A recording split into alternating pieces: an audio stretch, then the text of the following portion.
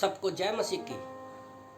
नदी के समान प्रभु का वचन कहता है, यशाया की किताब अध्याय 66 वर्ष 12 में, यशाया की किताब अध्याय 66 वचन 12 में प्रभु का वचन कहता है, क्योंकि यहोवा यो कहता है, देखो मैं उसकी और शांति की नदी के समान, शांति को नदी के समान और जाति जाति के धन को नदी की बाढ़ के समान बहा दूंगा। तुम उससे पियोगे, तुम उसकी गोद में उठाए जाओगे और घुटनों पर कूदाए जाओगे। कितना प्यारा वचन है ना। तो यहाँ पर यशाया नबी की किताब में परमेश्वर अंतिम दिनों में सारी जातियों के न्याय के विषय में बात कर रहा है। पर जब मैं पढ़ रहा था तो परमेश्वर ने एक अद्भुत रीति से मुझसे बात किया। नदी के समान सोचना, वो कहता है कि मैं शांति को नदी के समान। मैं सोच रहा था कि परमेश्वर ने ये शब्द क्यों कहा। कई बार आप लोगों ने देखा होगा कि जब एक साइलेंट रहना पसंद करते हो तो ज़्यादातर हम एक म्यूजिक लगाते हैं बहते हुए पानी का, कि उसकी मीठी मीठी आवाज़ हमें आती है। और जब एक नदी शांत बहती है तो उसकी जो आवाज़ होती है, उस एक शांत माहौल में आप उसको जब सुनेंगे ना, आपको दिल को वो शांति देती है। तो मैं सोच रहा था कि परमेश्वर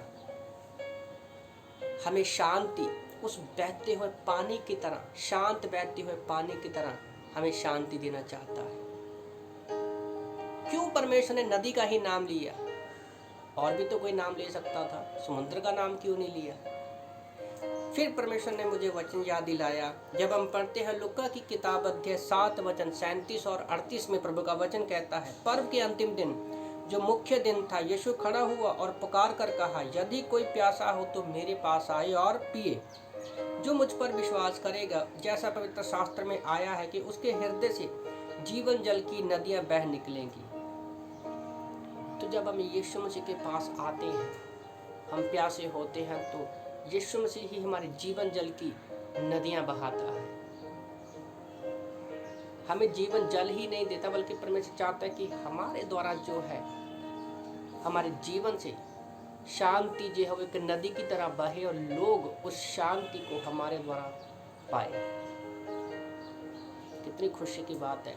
और फिर वचन यशाया नबी की किताब अध्याय 66 वचन 12 में लिखा है कि मैं उनके धन को नदी की बाढ़ के समान, जैसे नदी में बाढ़ आती है तो वो और भी ज़्यादा ओवरफ्लो में चलती है। तो जहाँ पर परमेश्वर धन की बात कर रहा है कि मैं उनके धन को नदी की बाढ़ के समान बढ़ा दूंगा। तो पहले परमेश्वर यहाँ पर शांति देता है और वो फिर हमारे धन को बढ़ाने की बात करता है। जबकि संसार में उल्टा है, लोग पहले धन की बाढ़ को चाहते हैं, फिर वो उनको लगता है कि जब हमारे पास पैसा आएगा तो हम शांति पाएंगे। नहीं, तो वचन बड़ा क्लियर है। जैसे जैसे आप यीशु मसीह में, बाइबल में, प्रार्थना में बढ़ते जाते हो, इस वचन में आप बढ़ते हो, तो सब कुछ प्रभु आपको देगा नदी के समान। जैसे हम यूहन्ना 4 में देखते हो, सामरी औरत के जीवन में कुछ नहीं था, खालीपन था। जब यीशु मसीह उसके जीवन में आया, वो अपने सारे पतियों को छोड़ के प्रभु के सुसमाचार को लोगों के बीच में प्रचार करने लगी और पूरा गांव उसके द्वारा बचाया गया, क्योंकि वो उसके जीवन में जो शांति की नदी बहने लगी थी। आमीन।